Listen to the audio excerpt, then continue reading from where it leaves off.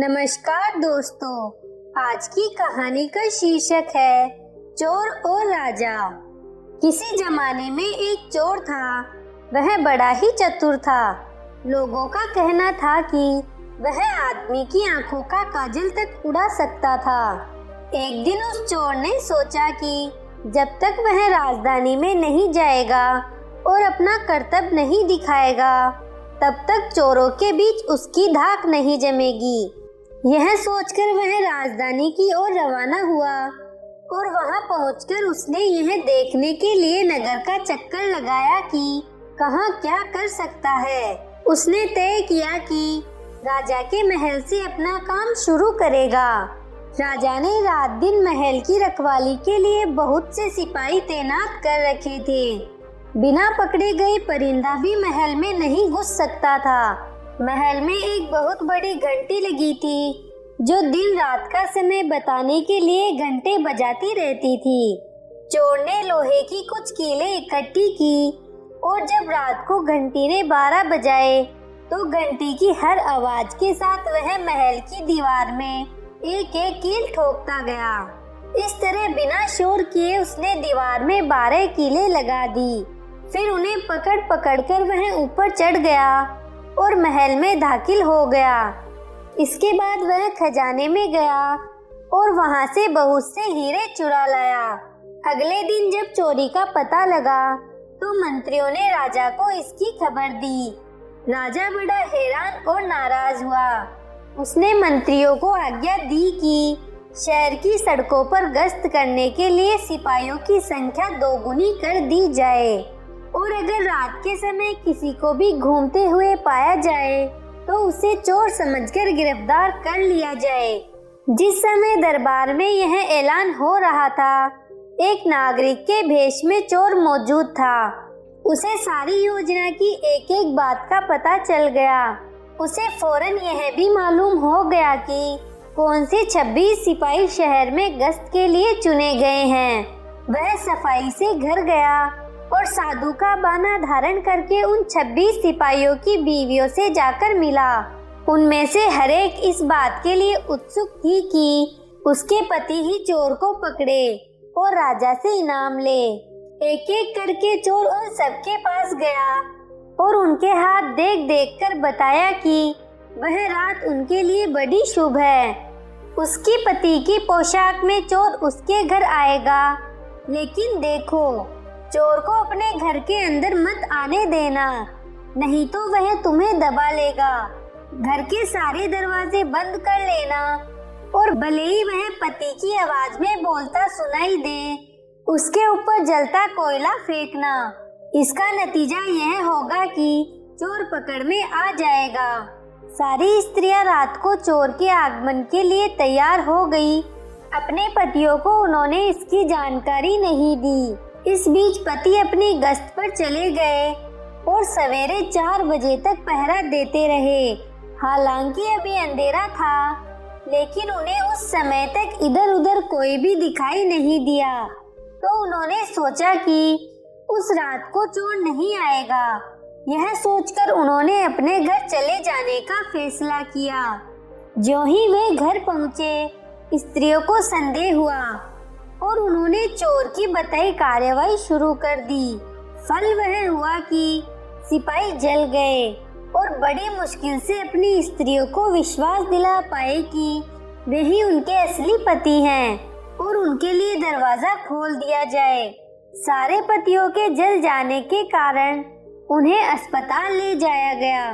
दूसरे दिन राजा दरबार में आया तो उसे सारा हाल सुनाया गया। सुनकर राजा बहुत चिंतित हुआ और उनके कोतवाल को आदेश दिया कि वह स्वयं जाकर चोर पकड़े। उस रात कोतवाल ने तैयार होकर शहर का पहरा देना शुरू किया। जब वह एक गली में जा रहा था तो चोर ने जवाब दिया, मैं चोर हूँ। कोतवाल समझा कि लड़की उसके साथ मजाक कर रही है। उसने कहा, मजाक छोड़ो और अगर तुम चोर हो तो मेरे साथ आओ, मैं तुम्हें काट में डाल दूंगा। चोर बोला, ठीक है, इससे मेरा क्या बिगड़ेगा। और वह कोतवाल के साथ काट डालने की जगह पर पहुंचा। वहां जाकर चोर ने कहा, कोतवाल साहब, इस काट को आप इस्तेमाल कैसे किया करते हैं? मेहरबानी करके मुझे समझा दीजिए।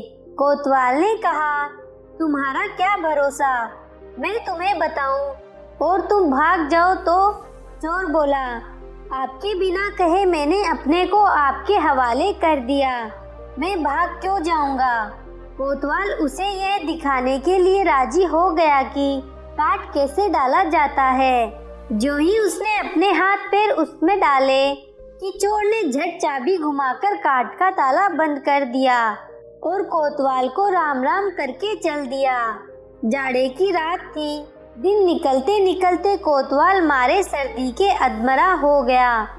सवेरे जब सिपाही बाहर आए तो उन्होंने देखा कि कोतवाल काट में फंसे पड़े हैं। उन्होंने उनको उसमें से निकाला और अस्पताल ले गए। अगले दिन जब दरबार लगा तो राजा को रात का सारा किस्सा सुनाया गया। राजा इतना हैरान हुआ कि उसने उस रात चोर की निगरानी स्वयं करने का निश्चय किया। चोर उस समय दरबार में मौजूद था और सारी बातों को सुन रहा था। रात होने पर उसने साधु का वेश बनाया और नगर के सिरे पर एक पेड़ के नीचे धूनी जलाकर बैठ गया। राजा ने गश्त शुरू की और 2 बार साधु के सामने से गुजरा। तीसरी बार जब वह उधर आया तो उसने साधु से पूछा कि क्या इधर से किसी अजनबी आदमी को जाते उसने देखा है? साधु ने जवाब दिया कि वह तो अपने ध्यान में लगा था, अगर उसके पास से कोई निकला भी होगा तो उसे पता नहीं। यदि आप चाहें तो मेरे पास बैठ जाइए और देखते रहिए कि कोई आता जाता है या नहीं। यह सुनकर राजा के दिमाग में एक बात आई और उसने फौरन तय किया कि साधु उसकी पोशाक पहनकर शहर का चक्कर लगाए और वह साधु के कपड़े पहनकर वहां चोर की तलाश में बैठे। आपस में काफी बहस मुबाहिसे और 2-3 बार इनकार के बाद आखिर चोर राजा की बात मानने को राजी हो गया और उन्होंने आपस में कपड़े बदल लिए। चोर तत्काल राजा के घोड़े पर सवार होकर महल में पहुंचा और राजा के सोने के कमरे में जाकर आराम से सो गया। बेचारा राजा साधु बना चोर को पकड़ने के लिए इंतजार करता रहा। सवेरे के कोई 4 बजने आए। राजा ने देखा कि न तो साधु लौटा और कोई आदमी या चोर उस रास्ते से गुजरा, तो उसने महल में लौट जाने का निश्चय किया। लेकिन जब वह महल के फाटक पर पहुंचा तो संतरियों ने सोचा, राजा तो पहले ही आ चुका है, हो ना हो यह चोर है जो राजा बनकर महल में घुसना चाहता है। उन्होंने राजा को पकड़ लिया और काल कोठरी में डाल दिया। राजा ने शोर मचाया पर किसी ने उसकी बात न सुनी। दिन का उजाला होने पर काल कोठरी का पहरा देने वाले संतरी ने राजा का चेहरा पहचान लिया और मारे डर के थर-थर कांपने लगा। वह राजा के पैरों में गिर पड़ा। राजा ने सारे सिपाहियों को बुलाया और महल में गया। उधर चोर जो रात भर राजा के रूप में महल में सोया था, सूरज की पहली किरण फूटते ही राजा की पोशाक में और उसी के घोड़े पर रफू चक्कर हो गया। अगले दिन जब राजा अपने दरबार में पहुंचा तो बहुत ही हतरस था।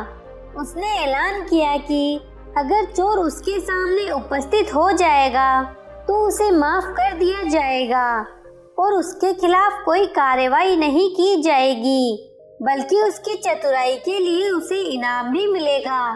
चोर वहां मौजूद था ही फौरन राजा के सामने आ गया और बोला, महाराज, मैं ही वह अपराधी हूँ। इसके सबूत में उसने राजा के महल से जो कुछ भी चुराया था वह सब सामने रख दिया, साथ ही राजा की पोशाक और उसका घोड़ा भी। राजा ने उसे गांव इनाम में दिए और वादा करवाया कि वह आगे चोरी करना छोड़ देगा। इसके बाद से चोर खूब आनंद से रहने लगा। आपको ये कहानी कैसी लगी नीचे कमेंट करके ज़रूर बताइएगा। अगर आपको कहानी पसंद आई हो तो अपने दोस्तों के साथ जरूर शेयर करें और ऐसी ही प्यारी कहानियाँ सुनने के लिए हमारे YouTube चैनल को सब्सक्राइब करें। धन्यवाद।